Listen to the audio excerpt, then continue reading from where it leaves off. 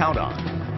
For the second time in a month, Monday's city council meeting was canceled over security concerns. Police arrested 13 people who staged a sit-in at Mayor Richard Berry's office.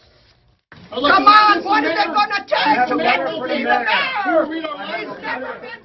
Video shows them chanting and hanging caution tape around the office. Organizers say they wanted to speak to Mayor Berry following the recent officer-involved shootings. Although changes are being made in the police department, the protesters want more. Since the DOJ report came out, 3 other people have been killed by APD, and it's just completely unacceptable. The mayor's really made no public appearance whatsoever. Some of the protesters wanted to deliver a letter to the mayor asking him to resign and for Police Chief Gordon Eden to be fired, but the group didn't bother to check to see if the mayor was in his office. He wasn't. He's out of town at a conference. One of the most outspoken protesters is a UNM associate professor. Police charged David Correa with a felony, saying he shoved an officer while trying to force his way into the mayor's office. The city says those protests cost taxpayers a lot of money in lost work and extra security. But could it also cost Correa his job? Here's Target 7 investigative reporter Nancy Lockwood.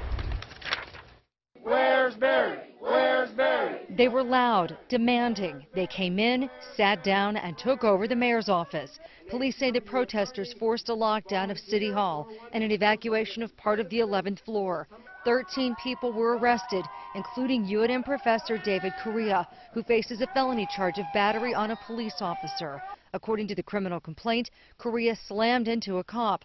Police arrested him Monday night. I write to demand justice for the victims of police violence in Albuquerque. Less than a day later, Correa was out of jail, and the man who demanded attention was nowhere to be found. We went by his house. A woman who came to the door didn't want to talk on camera, but said Correa planned on pleading not guilty in court Wednesday. We went by his office at the university, where his name is still on the door, but he wasn't there either. This is the second protest in recent weeks.